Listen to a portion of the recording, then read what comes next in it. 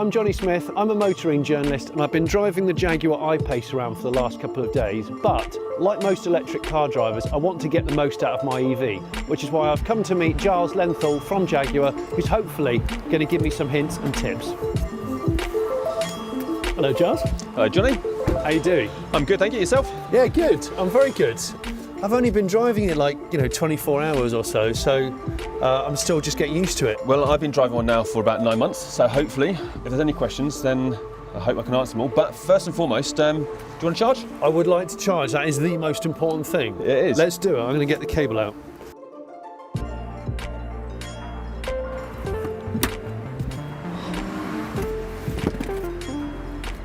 When people say to me, how do you live with an electric car? I say, well, it's really similar in behaviour to the way we live with our phones now, isn't it? Exactly. I mean, if you think, what's usually the last thing you do before you go to bed at night? You plug your smartphone Put in. my phone in, yeah. So when you wake up in the morning, it has 100% charge, Yeah. and then usually you're fine for the day. And what we do recommend is that the customer installs a home wall charging station, Yeah. because this is the most convenient way of charging. Then range, anxiety at least, should be pretty much a thing of the past on a Yeah. day-to-day basis. Yeah. If you have a house, but you don't have one of these home chargers, your option is then your conventional plug, right? Yeah. So Okay.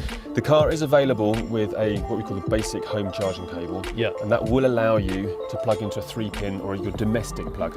We don't really recommend that the customer relies on that because that's not a really nice charging experience, because it's going to take you a couple of days to charge a car up completely. So Yeah. it's not something Yeah. we want you to rely on. Electric car can be good for you, even Yeah. if you don't have access to something like this because you live in a city. Yeah. Because there's loads of public charging stations around. It's going to take more planning, a bit of a It is, behavioural yeah. change. But I guess if you live in a city, the car will travel less anyway in terms of miles. You'll find it's amazing how quick it becomes as part of your just planning your behavioural process. Yeah. So what I tend to find I do now is if I'm going away for the weekend with the family, I always look for hotels with a charge station. So I can plug it in Yeah. overnight, just like when I'm at home, Yeah. so the car charges up and it's free to use for the next day.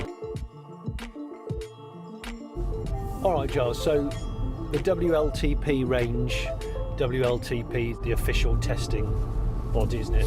Range of the I-Pace is 470 kilometres, or 292 miles. That's right, yep. On one full charge. Yeah. In the real world, how close can people expect to get? Because I know, especially if you're a very early adopter of EVs, you know, the issue of range as quoted can be a sort of scary prospect. Yeah, so the 470 kilometres and 292 miles are our official certified numbers, and we obviously stand by those because they are official and correct. Yeah. But as you say, in the real world, as a customer, you should really expect to get around about the 220 to 230 mile mark. Now, there's a reason for this. So it's still a laboratory test set at a single temperature, which is around about the 25-degree mark, Yeah. and it uses certain drive cycles. And of course, if you take a cold day like today, Yeah. then temperature can have a really, really big impact to a range of an electric vehicle. So that's why, realistically, the real world range is lower than the WLTP range. Yeah. Now there's key things to think about. Yeah. There's obviously your driving style and speed. Yeah. You drive. We have the heated seats on, we have the air conditioning on, we have the Yes. temperature up, there's two of us, so obviously weight. So all these things obviously get used energy Yeah. and therefore have an effect. An EV is really, really efficient. Yeah. So on this I-Pace, about 90% of the energy that goes into the battery gets used to push you forward in forward motion. But if you take a typical combustion engine, so an ICE, like diesel and petrol, Yeah. they're only typically about 30 to 40% efficient. You know, my family actually live in Munich, and I commute to the UK every week to do work. Munich is nowhere near Warwickshire. Exactly. Now, normally I'll fly, but I do like to drive down there at least a couple of times a year because I just like to do the drive. Yeah. And in a car like the I-Pace, that will require planning. I mean, a colleague of mine, she went on holiday in the summer in her I-Pace and did 2,000 miles around Europe and had no problems at all. She was able to charge very conveniently. It did not impact her ability to be able to enjoy the holiday and be where she wanted to be when she wanted to be there. She said that she spent all of around about £25 on fuel. energy. Yeah. Really? For the whole 2,000 miles. That's impressive, isn't it? And that's the thing. If you're willing to consider that adjustment, those are the opportunities available to you. Yeah. Also, what we find is once customers make the switch to EVs, they very rarely want to go back.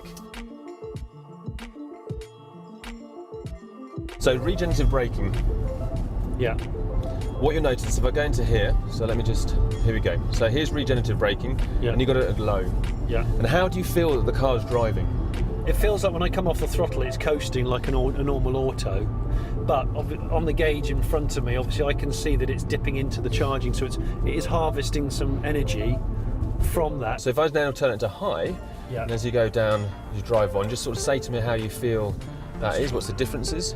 Okay, so yeah. You really notice the difference. It's really Yeah. dragging then, yeah. And that really helps in terms of, say, getting as much energy back into the battery while you're doing your driving. But what I really love about the regen braking, to be honest with you, I actually only really drive with regenerative braking on high, because you can have that single pedal driving style. Yeah, yeah. And it just really sort of makes the whole driving experience relaxed as well as being efficient. So if you just want to pull up on the left, just up here, then I'll also show you one of the really cool features that we have within the iPace that is a real benefit to the customer. Okay. So if you're an iPace customer, Yeah. and you have any questions about how the car works, and you want to know some new tips, so for example like the range we're talking about, or simply how the functionality is, Yeah. then we have something which we call iAssist, and it's behind here. So you just press that, flips down, and you can press that button. Oh, look at and that. that will call through to a call centre, and the person at the end of the line is be able to help you with any of your requirements and questions to do with iPace. So it's dedicated iPace expert guru.